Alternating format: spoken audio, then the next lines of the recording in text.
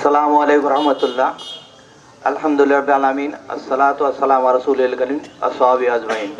আজকে 3 নম্বর ওয়ার্ডকে ইফতার মাহফিল অনুষ্ঠানে আছেন আমাদের বরগাছিনে আমির জনাব মিনুর রহমান এবং শ্রমিক কল্যাণ ফেডারেল থানা সভাপতি আব্দুল্লাহ এবং আরো যারা উপস্থিত সবাইকে জানাই সালাম, আসসালামু আলাইকুম রহমতুল্লাহ। আমরা প্রতিদিন নামাজে মসজিদে শুনতে থাকি ইয়াহুল্লাযিনা আমানু কুতিবা সিয়াম কামা কুতিবা আলাল্লাযি লাআল্লাকুম তাত্তাকুন। হে ইমানদারগণ, তোমাদের উপর রোজা ফরজ করা হয়েছে যেমন ফরজ করে পূর্ববর্তী পুরুষের উপর। এটা আমরা শুনতেই আছি, তাই না? আমাদের যে তওয়াক্কা কতটুকু অর্জন করতে পারলাম, রমজান মাসের প্রথমে কিন্তু আমরা দেখলাম মসজিদ ভরে গেছে, তাই নাই? রমজান মাসও শেষ, আমাদের মুসল্লিও শেষ। আমাদের তাকওয়া এত বড় হয়ে গেছে যে এই তাকওয়ার বলে আমরা মসজিদ শেষ করে দিলাম। আমাদের কি তাকওয়া অর্জন হয়েছে? বলেছে তোমরা রমজান মাসে তাকওয়া অর্জন হবে, আল্লাহ ভীতি অর্জন করবে।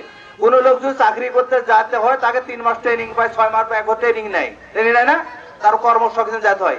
এই রমজান মাস থেকে আপনাকে আল্লাহ বলছে ট্রেনিং নেবেন, আপনি তাকওয়া অর্জন করবেন বা 11 মাসই বা চলবেন। কিন্তু আমরা এমন ভাবে ট্রেনিং নিলাম যে রমজান মাস শেষ, আমাদের মুসল্লি শেষ। তাহলে আমাদের তাকওয়া কত বড় অর্জন হয়েছে আমরা নিজে জিজ্ঞেস করে দেখি। হয়তো আমি কোন রূপে নামাজ পড়ি, আমার সন্তান পড়ে না, আমার স্ত্রী পড়ে না, আমার ভাই পড়ে না, আমরা এমন তাকওয়া অর্জন করতে পারছি। এই তাকওয়াতে কাল পরেজগার আল্লাহ অর্জন করতে পারবো না। আমরা যে কালিমাতে লা ইলাহা ইল্লাল্লাহ মুহাম্মাদুর রাসূলুল্লাহ পড়ার জন্য আল্লাহ রাসূলের সাহাবী যুগে হযরত বেলাল আলাইহিস সালামের যে কষ্ট হয়েছিল, এই কষ্টকে আমাদের উপর আসছে? হযরত কাব্বাব আলাইহিস সালামের কষ্ট আসছে? সুমাইয়া রাদিয়াল্লাহু আনহা যে কষ্ট হয়েছে, এই কষ্ট আসছে? এই কালিমা পড়ার জন্য তাদের উপর কষ্ট হয়েছে। এই কষ্ট স্বীকার করে তারা ইসলামের পথে এগিয়ে গেছে, কিন্তু আমাদের উপরে কি কষ্ট আসেনি? আসছে? সামান্য একটু ভোটের সময় একটু দাপকে দিয়েছে, এই ভোট সেন্টারে যাবি না, তাহলে আমার তাকওয়া অর্জন শেষ। আমরা এমন মুসলমান হয়ে গেছি, এক দাপকিতে আমার জীবন শেষ। ওই যে হযরত বেলাল আলাইহিস সালামের অর্জন আসছিল, এর কষ্ট হলে আমরা দিয়ে দেখতে পারবো? আমরা কি জানা যেতে পারবো কষ্ট হলে? এর কষ্ট হলে টিকতে পারবো না। এই মুসলমানদের আল্লাহ জীবনে দিন কায়েম করা সম্ভব না। মুসলমান হতে হলে পাক্কা মুসলমান হতে হবে। কালিমা, নামাজ, রোজা, হজ, জাকাতে 5টা ইসলামের স্তম্ভ। প্রথম স্তম্ভ হলো কালিমা। এই কালিমা পড়ে এখন বর্তমানে যে কালিমা ভিক্ষা করে, কালিমা লা ইলাহা ইল্লাল্লাহ মুহাম্মাদুর বাড়ি গেলে ভিক্ষা দেবো।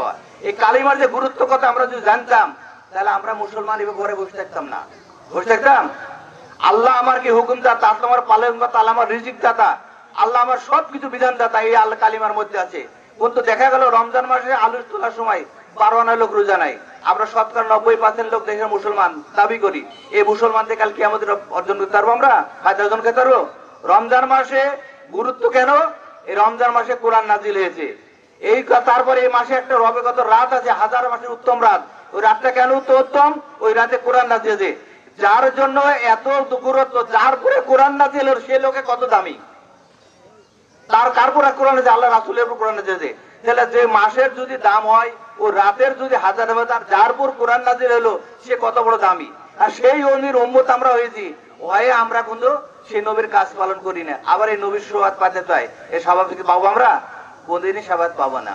ওটা আমার আক্কাস সাহেব বললেন যে রমজান মাস পেলে গুনাহ মাফ করে দিতে পারে না, সে হতভাগ্য, যে হতভাগ্য। আল্লাহ রাসূল সেদিন কবুল করেছে, আমিন। তার মানে সে জাহান্নামী। আমরা 1000 ভাই একটা বাড়ি করার জন্য এত পরিশ্রম করছি, এই আলুর মাঠে এত খাটছি, কে ভাই রোজা থেকে কষ্ট করে আলু করার জন্য। কিন্তু আপনি চোখ বন্ধ করলে দেখেন আলু পড়ে দেখবেন, আপনার কিছু সাথে যাবে না।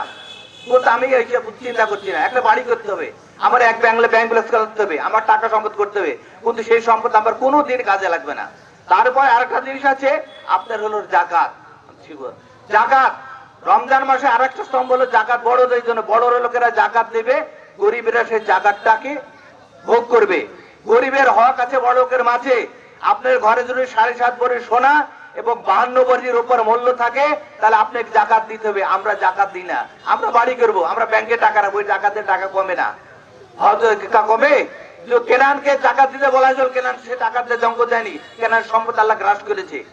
এই সম্পদ কাল কিয়ামতের মাঠে আপনার গলায় বেরিয়ে দাঁড়াবে যে আমি তোর সম্পদ তুই ভোগ কর, কিন্তু আমরা জাকাত দিই না। তাই আমি বলতে যাচ্ছি না, রমজান মাস শেষ হয়ে গেছে, যাদের জাকাত দেওয়া ফরজ হয়েছে, 52 ভরি রূপার মূল্য সম্পদ যাদের ঘরও আছে, আল্লাহর হস্তে তারা শতকরা 2.5 টাকা হিসেবে জাকাতটা দিয়ে দেন।